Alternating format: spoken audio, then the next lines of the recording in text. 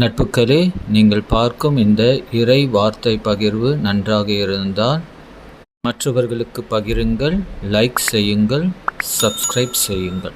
August மாதம் 21ஆம் தேதி புதன்கிழமை, பொதுக்காலம் 20ஆம் வாரம். என் மனதை தொட்ட இறை வார்த்தை மத்தேயு நற்செய்தி 20ஆம் அதிகாரம் 7ஆம் வசனம் மற்றும் 15ஆம் வசனம். அவர்கள் அவரை பார்த்து, எங்களை எவரும் வேலைக்கு அமர்த்தவில்லை என்றார்கள். அவர் அவர்களிடம், நீங்களும் என் திராட்சை தோட்டத்திற்கு போங்கள் என்றார். 15ஆம் வசனம். எனக்குரியதை நான் என் விருப்பப்படி கொடுக்க கூடாதா? அல்லது நான் நல்லவனாயிருப்பதால் உமக்கு போராமையா? இனியவர்களே, இந்த இரண்டு இறை வார்த்தையும் ஒரு அழகான பாடலை நினைவூட்டுகின்றது.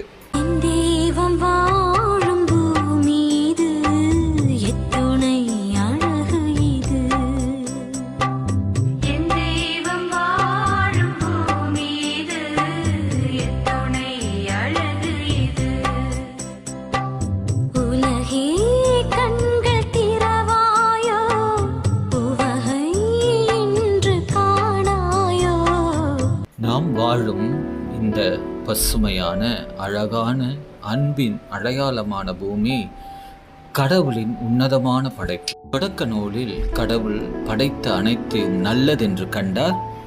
மனிதனை அவருடைய சாயலில் படைத்து அனைத்தையும் அவனுக்கு ஒப்பு கொடுத்தார்.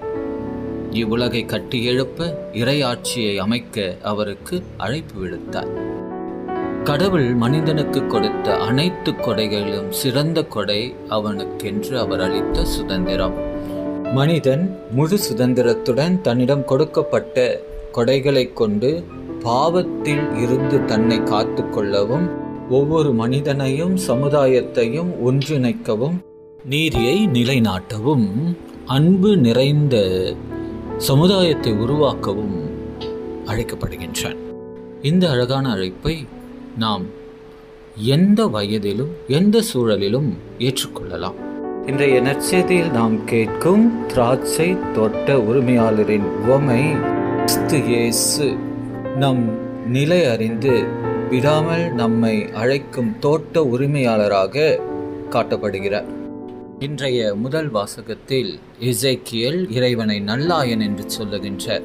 நல்லாயனாகிய இயேசு பொறுமையோடும் அன்போடும் தன்னுடைய மந்தையை பாதுகாக்கின்றார். மந்தையின் பலவீனத்தையும் இயலாமையையும் அறிந்து அதற்கு தேவையான முழு சுதந்திரத்தையும் அளித்து திரும்பி வர காத்திருக்கின்றார். நல்லாயனாகிய இயேசு தன் அழைப்பேற்று சிறப்பாக உலகில் பணி செய்யும் அனைவரையும் நிறைவாக அருளினாலும் அன்பினாலும் செழிப்பினாலும் நிரப்புகின்றார்.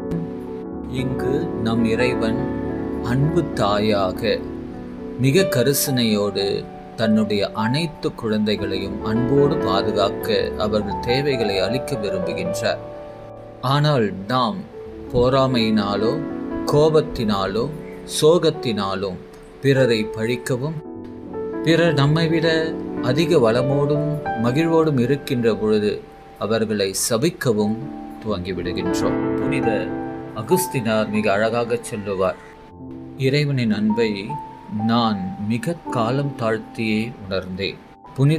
இறைவனின் அன்பு எனக்கு புதிதாகவும் புனிதமாகவும் நிறைவாகவும் இருந்தது. என் வாழ்வின் கடைசியில்தான் என்னுடைய இறைவன் மீது நான் விசுவாசம் கொண்டேன்.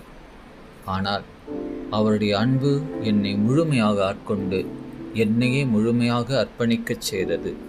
ஆம் பிரியமானவர்களே, என்னை விட பிறர் எவ்வளவு அதிகமாக ஆசீர்வாதம் பெற்றிருக்கிறார்கள் என்பதை பார்ப்பதற்கு முன் என் இறைவனால் நான் எவ்வளவு ஆசீர்வதிக்கப்பட்டிருக்கிறேன் என்பதை உணர்ந்து நன்றி சொல்வோம். புனித பவுலடிகள் சொல்வது போல், அனைத்து அப்போஸ்தலர்களிலும் நான் கடையவனாக அழைக்கப்பட்டேன். ஆனால் அவர் அன்புக்காக நான் எல்லாருக்கும் எல்லாம் ஆனேன். எபேசியர் 2ஆம் அதிகாரம் 8ஆம் வசனம். நீங்கள் அந்த அருளாலேயே நம்பிக்கையின் வழியாக மீட்கப்படுகிறீர்கள். இது உங்கள் செயல் அல்ல, மாறாக இது கடவுளின் கொடை.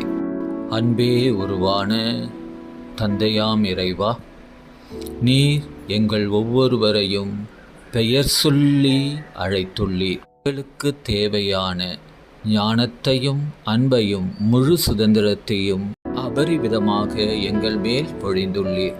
இந்த ஜப வேளையிலே நல்லாயனாக பிள்ளைகளாகி எங்களை பராமரித்து வழிநடத்துவீர் என்று நாங்கள் முழுமையாக நம்புகிறோம். உமது அன்பு திருமகனின் அழைப்பை ஏற்று அவர் வழி நடந்து நல்ல மேய்ப்பர்களாக நாங்கள் எங்கள் இல்லங்களையும் எங்கள் நட்புகளையும் நாங்கள் வாழும் சமுதாயத்தையும் உமது அன்பாலும் நீதியாலும் மகிழ்ச்சியாலும் நிரப்ப அருள் தாரும். ஆமென்.